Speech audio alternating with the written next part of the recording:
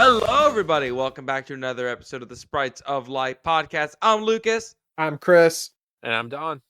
We're so glad to have you guys. Welcome to the new year. I mean, we had a little bit of a break for the holidays and whatnot, but we're back. We're ready to teach more stuff. Did y'all have a nice holiday? It was a very, very nice holiday to share all the germs with people because that's what's happening right now. Is everyone is sick. We all got sick. I got a little bit sick, but it was a good holiday overall. Saw some family. Yeah, it's just that it's that time of year. Everyone gets indoors, germs spread around. But I figured, for our first episode, we kind of talk about honestly one of my favorite topics is just talking about like random common everyday animals, but how they're not that just as common as people think. And on that note, what are y'all thoughts on bears? I love bears. Who doesn't? Right? Don, bears, love them. I mean, I would assume. I'm a bear fan. They're weirdly cute, but also terrifying. Gotta love them. I do like that one meme that's like, if bears are dangerous, then why is this? And it's just a picture of the top of their heads with like their little round ears.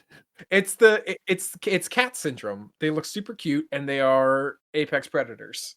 We should have tried harder to domesticate them. We are going to learn today how it's weirdly easier to train them than you would expect.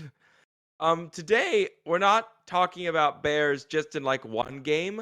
We're talking about the influence of bears in several different video games because throughout the years, whenever you're in a forested setting, whenever you feel like introducing some like true terror in some wooded area, you pull out the bears. And I figured there are several bears in gaming that each kind of fit a different like vibe that bears give off. Before we get to that, I'll be honest. Normally, I have some sciencey news, but at the start of the year, there's not much. Chris, you said you had something that would be vaguely sciencey. Vaguely sciencey. What on more earth? like our Fake-A-Mon episodes. College bowl game series in football. We were blessed with the birth of probably the greatest mascot ever created, which was Strawberry the Pop-Tart for the Pop-Tart Bowl between NC State University and Kansas State University. Strawberry made headlines because they were a sentient Pop-Tart who was going to be eaten by the victor of the game at the end of the series, and And they seem to yearn for that, in fact. it was their dream. The picture on the side it literally said dreams really do come true. Heart emoji. That was shown as Strawberry was lowered into the toaster to then be fed to Kansas State after they won. Is exactly as horrifying as you're imagining. And like throughout the game, like there was one, I think it was a reporter who walked up to Strawberry and said, "Is it offensive if I eat a Pop-Tart in front of them?" And the handler said, "No, that's their dream." And then Strawberry grabbed the Pop-Tart and shoved it in his mouth and made grunting noises. Did it like wait, it shoved it into the reporter's mouth? Yes, it force-fed the Oh my reporter. God. Consume of my flesh. And Strawberry's just having like a grand old, like they're dancing, they were smacking the refs' butts. They they lived. That's how you live a life. Watch Strawberry's one day of existence, and that's how you should live. But I bring this up because I saw a post on it, and I wanted to talk to you all about it with your animal backgrounds. One of the things that I know about predators and preys, especially I guess more land-based ones, the phrase "eyes in the front, time to hunt." And I would like to know why Strawberry is a predator because it has forward-facing eyes. What qualities make a predator, and is Strawberry actually a predator? I can tell you right now, it's not a nocturnal hunter. Like I'm looking at the eyes of this thing, small pupils. It's meant for not taking in as much light. This thing is clearly hunting in the daytime. It does not. It goes. It is diurnal. If I had to guess, I could see it maybe it being given its shape, right, and its coloration, right, because it's a strawberry Pop-Tart, so it's like the white frosting, right? So, I could maybe guess that maybe it's like a boreal forest or like a mountain type. I could see it like maybe using its flat sides to kinda like hide its profile against like sheer cliff walls and things like that. With the white and brown coloration, probably blends in well in like a snowy mountain environment. So maybe it's like an ambush predator in at high elevations. Like it's eating like bighorn sheep or like maybe ibex or something. That's not strawberry filling, that is the blood of its enemies. Yeah. See, my argument is that it's a parasite more than a predator. That's my argument. What's the parasite argument, Lucas? Hear me out. I feel like this thing, kind of like a female mosquito, in that they gorge on blood before they have to reproduce and lay their eggs. I feel that this creature goes into strawberry patches, it consumes as much of it as it can to swell itself up in order to be more delicious to its human companions. The humans then consume it, but mixed in with the delicious strawberry goo is their eggs that need to pass through the digestive system of some vector species in order to populate. Wow, you really I thought my my mountain ambush Pop Tart would be like, you came out with that. What other I mean, look, what other creature does that, Lucas? Uses something as a vector for its eggs? Lots of things. there are Give me some so examples. many different parasites will actively, like snails, ants, funguses, all of them, like in some capacity, have been used by parasites or are parasites themselves that demand to be eaten by something in the environment in order to carry themselves to another location, or because something inside the system helps to complete their life cycle. So we are just vectors for more Pop-Tarts.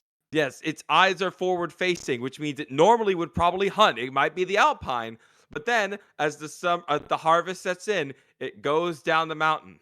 It consumes the local strawberries, and in anger for its consumption of the strawberries, the villagers eat the Pop-Tart, and thus the cycle will viciously begin again. And it sequesters all the strawberries. Or maybe it's so delicious that they want to eat it, even with the parasite. Like that's why it's their dream. It desires to be eaten once it's reached a certain level of It is maturity. strawberries actually that village's god. I mean, I was gonna say, how dare you eat your deity? But then I remembered I was Catholic and I kept my mouth shut. I love strawberry. I also love that it is canon that strawberry is in fact dead. So next year, who gets to be thrown into We the get toaster next blueberry year? or It's brown got no, sugar. it's got to be brown sugar. It's because you can name it cinnamon. It's got to be brown sugar cinnamon. Best flavor. I mean, unless it's some new flavor, like if they try doing the s'more again. They still do this. Dude, they have so many flavors. I do not buy that strawberry is their most popular flavor. It's stacked in every vending machine since I was in high school, so maybe. Oh no, frosted strawberry is the #1 selling flavor. Would you look at that? I mean, I've never met a person who liked it best. It's always brown sugar. It's always brown sugar cinnamon. Yeah, I'm with you on that, Chris. Samesies. I don't know. Whatever. Point is, this thing is a monster, and it's been destroyed and consumed by a bunch of college students and their coaches. So I'm sure it's happy in the great toaster in the sky. As it sequesters its eggs within the athletes. Yes, it will gestate and grow. Those poor, poor students. So, Don, I mean, of the three of us, I'm probably the worst at battling, but I know there was a tournament recently with all the new fancy toys and doodads. Was Arcanine back, or is he finally put down? They might have taken him out behind the shed, unfortunately. Oh, poor doggy. Yeah, so No, mama, he's my dog. I'll do it. Breaks out the Urshifu. but that said, there's a new several new fire types on the scene with this new expansion, and there was a certain fire type that anyone with any competitive Pokemon knowledge, particularly on the VGC side, is aware has kind of been sort of like the main man for the last couple years, basically since he's The been last out. half decade. Since he got his hidden ability, let's be honest. Once they got But access to that, there's a new challenger on the scene this year. who dares challenge Incineroar? So if you look at the top. So anyway, over the weekends we had the Portland regional. The first Series F, which includes the new DLC from the Indigo Disc. Our first place team was won by Alex Underhill. Also goes by Lexicon, with Ogerpon Water, Chinpow, Raging Bolt, Dragonite, Fluttermane, and Entei. So not the new Entei. No, not the new Entei. Gouging Fire, while having a very cool name, is not as good. So we saw in the previous formats, we saw how powerful Chinpow Dragonite could be with Enter Focus and Terra Normal Extreme Speed. Yeah. Mm-hmm. Yeah, no, just drag and go burn. Yes. So Entei is basically and like we saw how good Hisuian Arcanine was. Entei is basically if you could make Hisuian Arcanine and Dragonite be one Pokemon. You have Enter Focus like Dragonite, so you're immune to Fake Out and Intimidate. You have extreme speed. You can Terra Normal and do that. You're a fire type, so you naturally resist things like Flutter Mane, but you have better bulk. I mean, disregarding Intimidate than normal Arcanine, Hisuian Arcanine, and you have access to Sacred Fire, which is Sacred Fire is an insane move. It's Ho-Oh's it used to be Ho-Oh's signature move. Now it's also Entei's. It's a 100 base power fire move that has a 50% chance to burn. So like switching in on Entei, especially next to Chin-Pao, boosting its attack stat is really, really hard to do. Because like any physical Pokemon just doesn't want to get burned, and like frail Pokemon taken down to their Focus Sash, you have a 50% chance to get burned and lose and just die. So like we were expecting Entei to sort of kick Dragonite off, but in fact we just saw Entei and Dragonite on the winning team. They just became friends. Yes, and then looking through we actually have a very, very top 8. I put it in the chat if you guys want to take a look at Yeah, it. I see number 3, my boy Reggie Draco coming in number 3. But Let's go, only one baby. Incineroar in top 4 and 2 Enteis in top 4, and only 2 Incineroars overall in top 8. So like Entei kind of showing up as the premier fire type of Series F so far. Respect for the Latias user. Oh, yeah, Latiat's also a big sleeper pick. I think Latias and Entei have both really benefited from Terra. Latiat's They having also got a boost in Misty Ball, right? Mist Ball got a the boost in boost to power. Mist Ball. Now it's basically a stronger psychic that drops special attack half the time. And being faster than things like Landorus Eye is very good. It's very good into Urshifu Tornadus, which is like always a threat.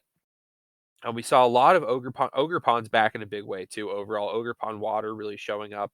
Also, Hisuian Arcanine still making one top cut finish, still in there. He's struggling, the poor thing. But we had a lot of it. We had a Screamtail in top cut. We had Gallade, Torkoal. We had a hard Trick Room team with Gallade, which is also that team. If you should watch the stream, their Urshifu was Stellar Terra, and they landed a Stellar Terra Blast into a terastallized Flutter Mane on stream, which was pretty crazy. And it killed it? Yes, Stellar Terra is super effective into anything that's Terra'd, and they're Terra Dark Urshifu. Oh. So that was their Terra, because Flutter Mane almost always Terra Fairies in front of Dark Urshifu to survive the Wicked Blow if it's Scarfed. Yeah, and very cool teams. Airton in third place had a really cool team with Screamtail. It was pretty much, if you look at the team, it's like basically Tailwind, and then just a bunch of things that enable Reggie Draco and Golden Go to just do crazy spread damage. Like you have Encore Disable from Screamtail, you have Fake Out from Incineroar, and Follow Me from Ogerpon.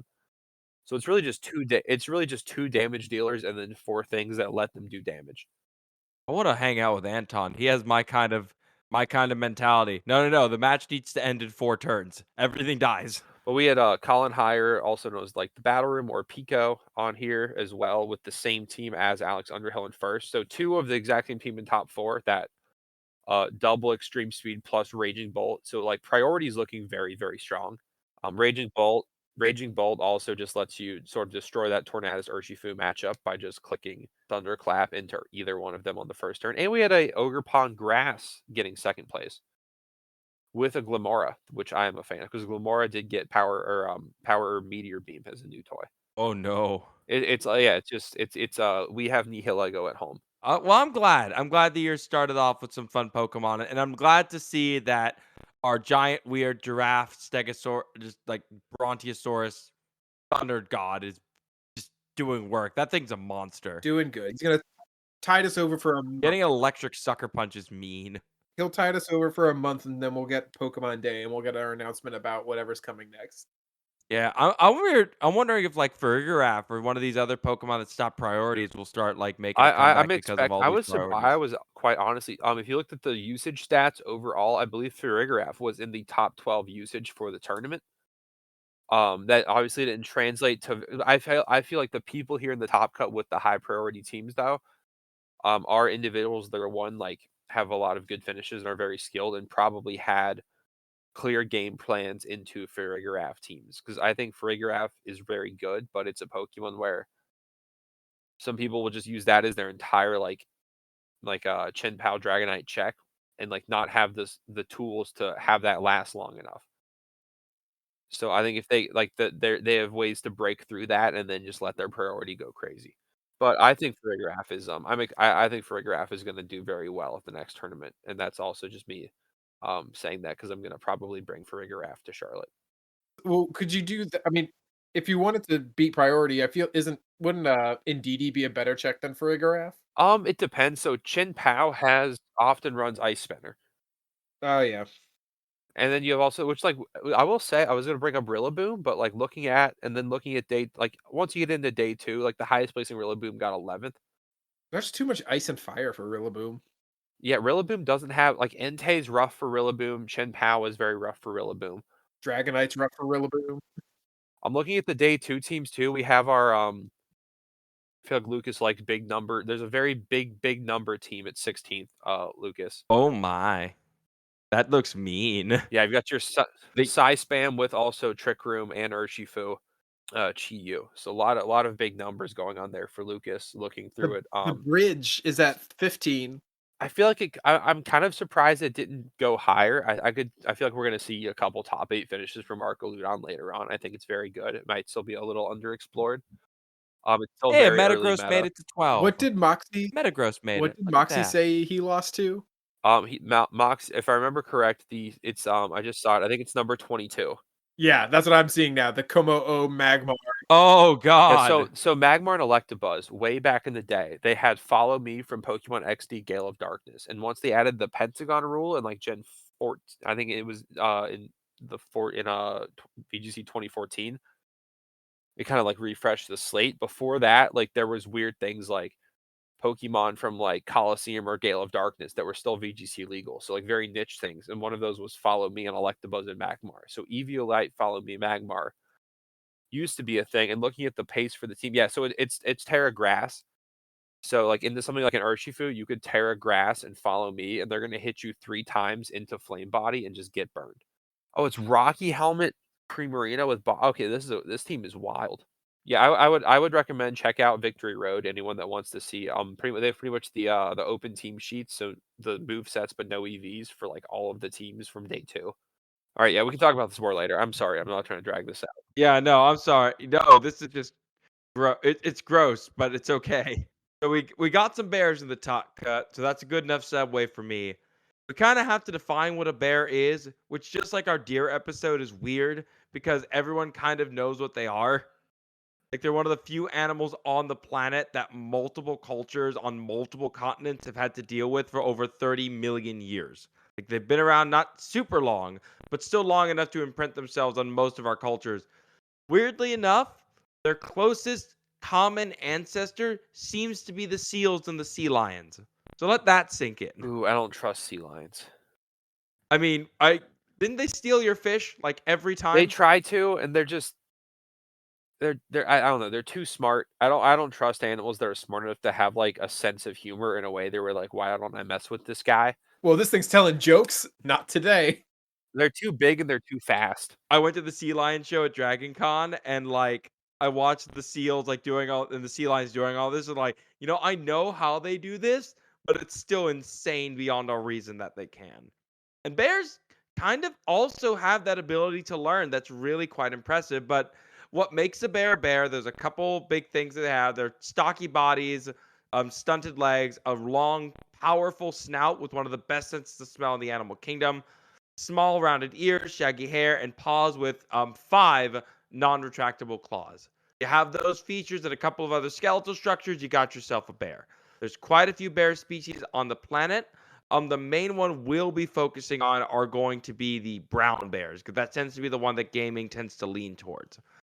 They for brown bears, I didn't realize this until I started. There are over 15 different kinds of brown bear. Like they're all like the same species, but they're all the different like subspecies that are just all over the place. Grizzly is a type of ground bear. Actually, the scientific name for grizzly bear is Ursus arctos horribilis. Horrible bear. So, yeah, the horrible bear. Yeah, Arctos and Ursus both mean bear. So then you just which one is Ursa Arctos again? What was that one?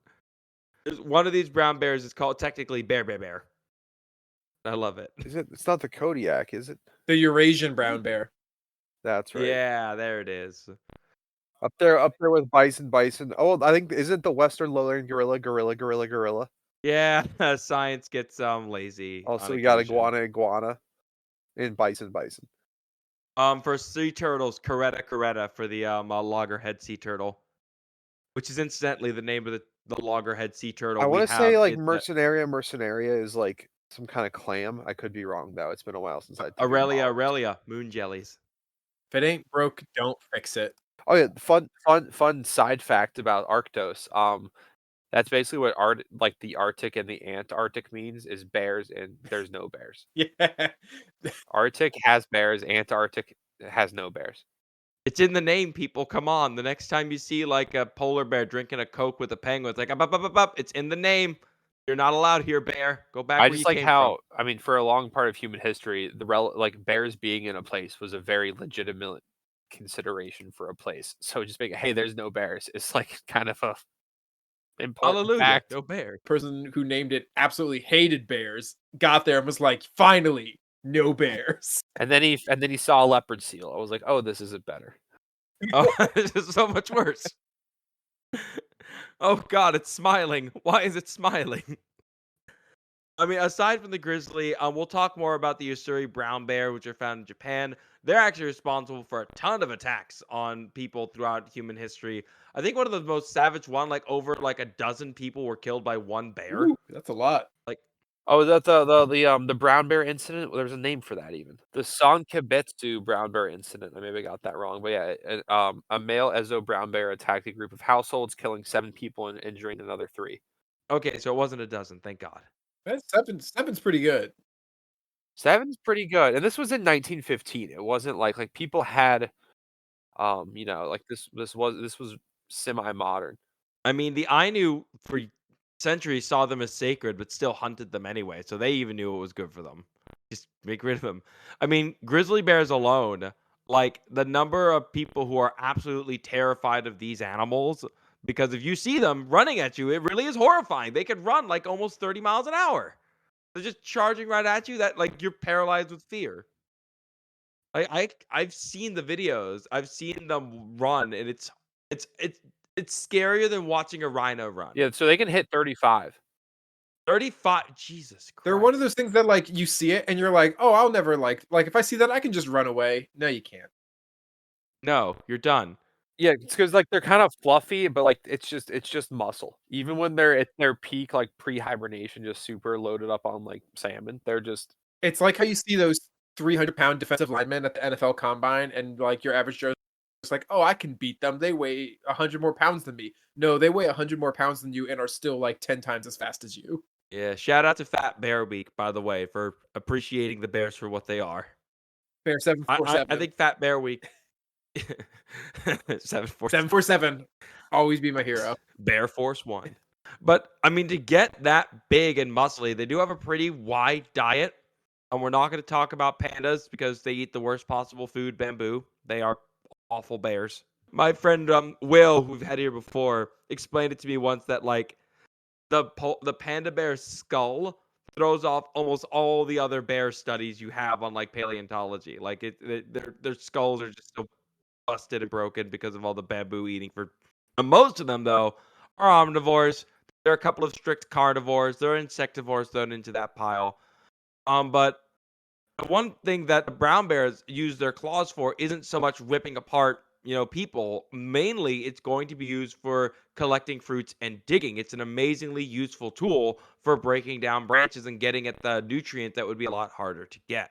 One thing that I find really cool is that the common theme with bears is that no matter what continent you go to, our ancestors, be them the Slavs in Europe, the Ainus in Japan, the Algonquins in North America, all of them saw this ball of fur, muscle, and power, and were thinking, I'm going to worship it, or I'm going to put it in my belief system.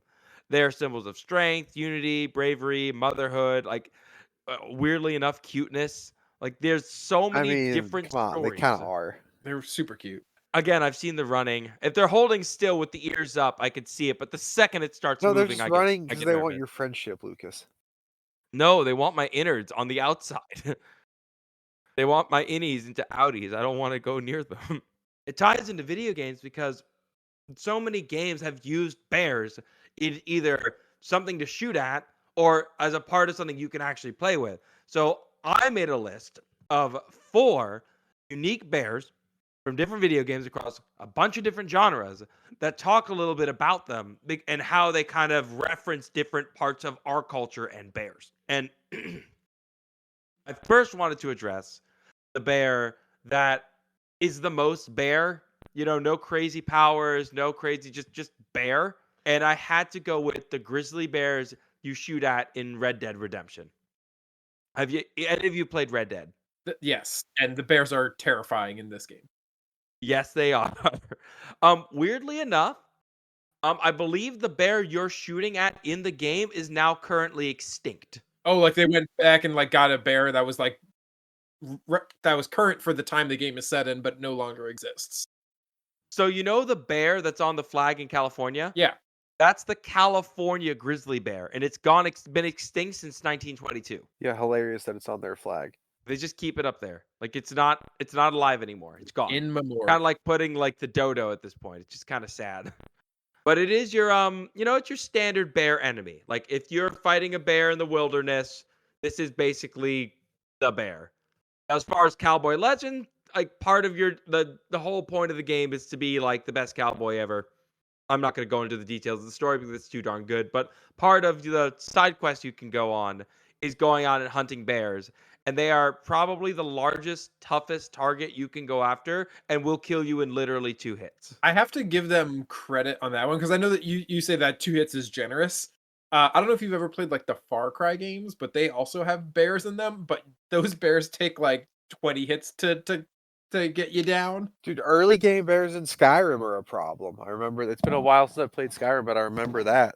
Yeah, those generic again, when you want a tough animal enemy without resorting to like a zombie or like some mystical creature, it's like, nah, put a bear in there. They'll be scared plenty. I do like though that in this game they kind of ignored the whole bears are bulletproof mentality of a lot. Like in Skyrim, if you're like swinging a knife, takes 2 swings and like you take a bunch of swings and put it down, and it's almost like it's bulletproof. And there's this fear that bears like, oh my god, you can't kill it with a bullet. Like if you shoot it in the head, it will go down. The problem is it's so large that it has and you're just shooting this little bitty bullet. It's going to take a while for the brain to register that it's dying. And until then, you're done. So that's why in the game, shooting in the head is pretty much your only option. And if you're too slow, again, 35 miles an hour running, game over. You lose. Done deal. You better have your horse ready. You better have your horse ready. You better be loaded. You better not have brought the cheap stuff. You better have gone in there knowing you're going to have to fight a bear. I mean, the one shot to the face is reasonable because that is how you would take out a bear in real life. I mean, it is sad that you're killing a bear that's going extinct and you're making them extinct, but I do think that's a nice detail to add to the game that you're shooting an animal that would have been plentiful at the time. I mean, they also have you hunting spoonbills in the second game, which is pretty cool. Now, as far as every bear after this point is magical or special in some way. And on the note of magical, Don, you're up. We're talking about Rune Bear. This thing scares the crap out of me. Yeah, so any Elden Ring player, as soon as Lucas said that, probably like panicked for a split second because these things are ridiculous. So there's the Rune Bear in Elden Ring. And are you guys familiar with those? I guess, Lucas, you've looked into them a little bit. Learn me about a Rune Bear. Yeah, so Elden Ring has like also like semi-normal sized bears that just kind of are bears. But there's also the Rune Bear, which is one massive, as like you can probably tell from the pictures. Yeah, they're very big. And they're very strong. They're a field boss. You fight them occasionally. There's one spot where you fall through the floor and like you wake one up that's sleeping. And they fight very aggressively. And like they're just very frustrating to fight, honestly. Like especially in melee combat, they're just a very aggressive, fast-moving energy. Like they're deceptively fast for their size, much like an actual bear. So there's also a couple rune bears in Elden Ring that for some reason like they have the a rune like logo on their chest. But I don't think we actually know exactly why they do, but that's clearly a reference to like the some of the lore within the game. So I would imagine that maybe they're a little enhanced from the magics of like the greater will. But like there's a couple rune bears in the game that are just one about their damage and stuff, but they're also incredibly like hard to kill. Even for like there's one of the bears in the game, I believe it's in the Consecrated Snowfield, which is a semi-late game area, and it has 17,000 HP. What's your average HP? Sorry, no, I have not played Elden Ring. So I'm making a reference. So like, and this is effectively just a random bear, basically, right? It's not like even a named boss. It's not called like, Slagathor, the ultimate rune bear or anything. It's just a rune bear, right? It's not a named boss. There's another boss towards one of the final bosses in the game that you fight. And this boss is very like lore-wise, he's very important. He guards the basically no one's able to permanently die because the rune of death has been locked away and stolen. And this guy guards the rune of death. Malekith the Black Blade. He's like one of the final bosses. He has 10,000 HP. So bear bigger than Death God. Yes, by almost double. I'm like the final boss of the game, the ultimate final boss, the manifestation of like the cosmic greater will, like the cosmic outer gods. That are, I mean, there's several of them, but like the ones that currently like the main force of the lands between and the Elven has 22,000 HP. So this random bear is approaching the HP stat and just strength level of a projection of like an outer god's force.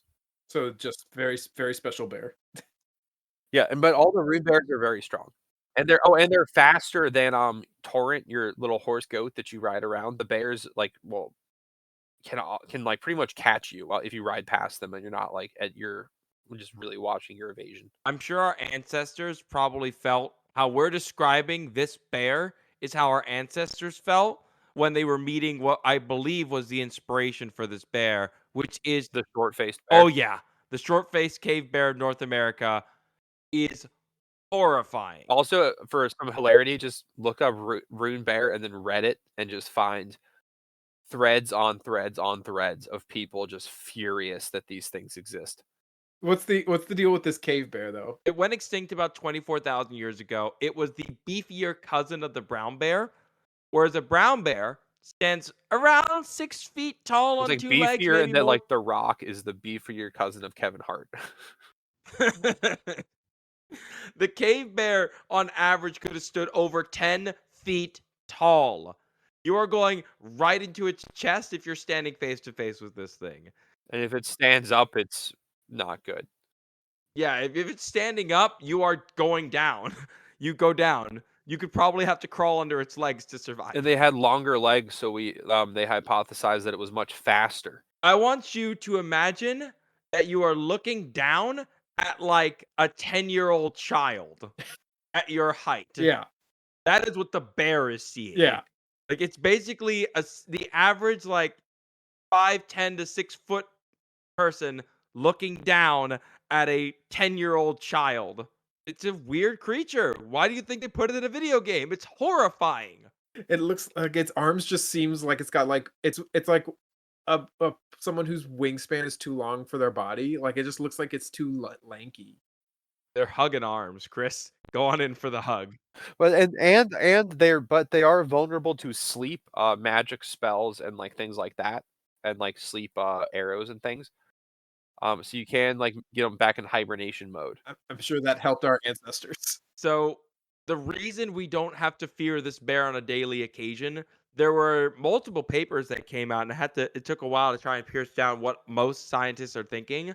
But the current top hypothesis are something along the lines of people didn't so much hunt them on account that humans weren't that stupid, but instead what happened was they were outcompeted by humans and they had to share the space with other bears. Given their larger size, that would mean a higher calorie requirement. And thus, according to one paper published in 2016, Gloria G. Fortes wrote this study that pointed out that the bears having to compete with all these different other predators, including others of their own kind, that would have driven them to extinction. A grizzly bear is the economy-sized bear for the modern age. The world couldn't handle something this big anymore. Like, that is haunting to me. That humanity probably drove the mammoths out, but we looked at the cave bear and like, no, we're not doing that. I don't wanna. Now, if we're going to talk about bears, we do have to mention Pokemon at least once. They got some good bears. And we have It's actually been a great the last 2 generations have been incredible for bears. yeah, bears have been doing great, been eating good, and some of the best translations in Pokemon from the real world equivalent to the Pokemon world has to be the Teddiursa line. Teddiursa line, just Teddy, Ursaring, and Ursaluna, perfect description of bears in almost every way. Just fantastic. Job well done. It's a great Gen 2, Gen 2 Pokemon that got a great glow up. Oh yeah, couple no, years that ago. that Luna, that Ursaluna bulk up, that was pretty great. But what I love about this Pokemon is it is based on a Hisui brown bear, which is found in Japan. We found I guess back in the ancient time, in older times, you would have found them in the Kansai region of Johto. So that makes some sense. But this is the species currently is the reason why some people in northern Japan are allowed to have guns. In Japan, firearms are super restricted, but the fact that this bear is, still walking around and doing its thing in the real world, they're allowed to carry them because they have to Remember right, keep Japan themselves safe. actually had I think came out to in 2023 over 200 bear attacks or bear incidents that were like of that level. It was their worst bear year on record actually, to the point where I was reading, I guess they're offering hunters an additional incentive. Like maybe there was a translation thing because it came out to like I want to say they said it was like 50 yen, which is not very much money. And that seems like that's not the maybe it was even if like 500 yen is still not a lot of money. I feel like to I'm not sure who that was their make or break point for taking on a bear. Let me ask you this question: Would you go across the world to go hunt an animal for $5 whole? If that's 500 yen, so probably something in the translation. It would probably be closer to $500. Even that's a They're no. not exact. That's a no. Yeah, again, You couldn't give I'm me not asking for you opinions could here. not pay me 500 to go to Florida to hunt pythons in the python season. Oh They- no, Python jerky is delicious though. They deserve it. The Ursaring line, that whole group feeds primarily on honeys and berries. Real bears will go after meat as well to bulk up. I found this to be the funniest thing I've looked up. It does have the brown bear has one predator, the Siberian tiger. That's imagine being on that list of like, oh yeah, no, you're technically not an apex predator. Well, who would go after me? That guy. And it's just like, That's even like still a niche case, and that's only like because there's also been predation incidents of bears on tigers. kind of cool to be part of that club.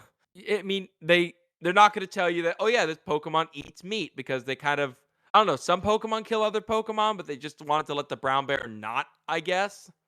And Ursaluna hasn't been around long enough to add any other special lore, but since Ursaring has been around since the beginning, there's tons of Pokedex entries about how it loves to eat honey, how it bothers comb bees, how it mainly eats berry. They really focused highly on its more, I wouldn't count honey as a vegetarian diet, but I do think they focused a lot more on the fact that this animal primarily is feeding on non-live prey, which I think is a really cool addition, because the dark secret of bears though is that when they eat the honey, they're eating the bee larva. yeah, So it's Ursaring might be eating that honey, but it's eating them baby comb bees too. just imagine like an entire, like you're eating the honey from a comb bee and just a Pokemon egg is mixed in with I it. mean, It's honestly, just like, as a wild animal, just the calorie density of honey plus larva must just be so excellent. Like if you think about that, like bears are out there like all the year they're eating what they can eat, and you just find it's just piles of sugar and also just high quality protein. yeah, imagine scraping through like mushrooms and like rotting berries, and then you come across liquid gold, and by eating it, you feel like you could tackle a god. Or, Big Mama over there by the watering hole for mating season. One of the two. I do want to give a shout out to the Blood Moon Ursaluna, like the lunar eclipse version of it. That thing is terrifying. Like, even by Pokemon standards, it's like, who let you guys get away with this? This thing is horrifying. Probably one of the scariest Pokemon. Yeah, just by looks. It is a reference, I believe, to one, the bear attacks that occur in Japan, but two, Onikuma, which is literally translates to demon bear, like word for word. So in Japanese mythology, the yokai of the Onikuma, unlike other yokai, super easy to understand. It's a bear that lived a super long time and basically turned into a demon, and it gets super big and super dangerous, and it will kill you. And that's it. Super easy to the point. That sounds pretty much like what I would expect Blood Moon Ursulina to do. Just get big and kill you. I mean, wouldn't you if you like, whew, I made it to the island. Wonder if any of my family made it. And then you see the zombie bear. Yeah, like, are you my family? What happened to them? What do you mean the Sinnoh region exists? Like having to explain to this bear that its family's gone is kind of a bummer. But I do love that it gets pretty terrifying attacks that can punch Fluttermane in the face. Yes. Doesn't do that much damage, but it punches it. Anywho, the final bear. The bear amongst bear. The original Kung Fu bear. Okay, we've already done an episode on Banjo-Kazooie. We already got him. To me, there's only one true bear that is the barest of them all, and that is Kuma from Tekken. Sorry, Kuma's 1 and Kuma 2 from Tekken. There are technically 2 Kumas. God bless that bear. Greatest bear in gaming, hands down. But can he hit through protect? I mean, he can grab you while you're guarding and then throw you to the ground. Does he always critical hit though? I mean, it's a bear, so I would assume yes. Yeah, probably. It's a bear, so every hit's a critical hit in a fighting game. But I have a soft spot for Tekken. I was never that good at fighting games, but I love Tekken so much. And Kuma is such a fun character, especially when you know the lore. Heihachi Mishima, the old man with the crazy hair, first off, he's twisted, evil, and warped. Second, he found a brown bear in the woods, a little baby one, realized it was smarter than the average bear, and instead of taking it to a park to like be a little nuisance and a rascal to the ranger, he trained it to fight as his bodyguard and set it loose in the first and second King of the Iron Fist tournament. That is hysterical. I love this bear. Like, imagine finding any animal in the woods and goes, you know what? You're a pretty good fighter. We're going to put you up against Paul Phoenix over there. We're going to see how well you can do against him. Incidentally, Paul Phoenix beat up Kuma, which is kind of a bummer. Anywho, in the lore, the original Kuma died. Like, after the events of Tekken 2, he's technically got old and passed away and passed it on to his son, Kuma 2. Kuma 2 does exactly what the old one did, except he's more fun and less of a jackass. He's more likely to be like friendlier. He doesn't like beating up children like his dad did. Like he very much is like a little bit more chill. He also has a crush on Panda, which is very sweet, but she did not, care for him one bit. Kind of a bummer. But I love this bear because if you watch the fighting gameplay, like this bear is moving as a bear should move for the most part.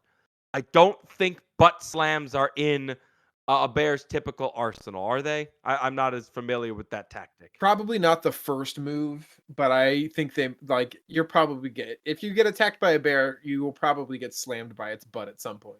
Well, I mean, like a lot of the attacks a lot of the punches and swings are just swipes at different levels. Is it bipedal? He's standing up on 2 legs and beating the snot out of you. If he wants to, he can turn around and like goat kick you for the 2 little stubby back legs, which is terrifying.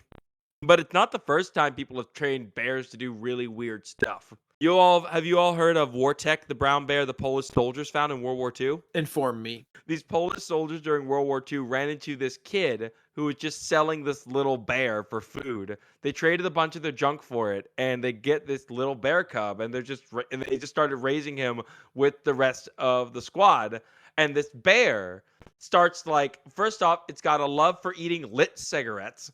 It loves taking showers, and it learned how to turn the showers on so it wasted a lot of the water for the men. Like every major officer fell in love with this animal. This bear basically fought and was technically considered a soldier in the Polish army. It was given actual papers to dictate itself as a rank in the army. And it was seen during battles carrying ammo crates to the soldiers who needed it and ending the empty ones back. So they were able to train it to not only like follow their commands and just to hang out with them and not kill them. They were also able to train it to be actively useful in a military situation.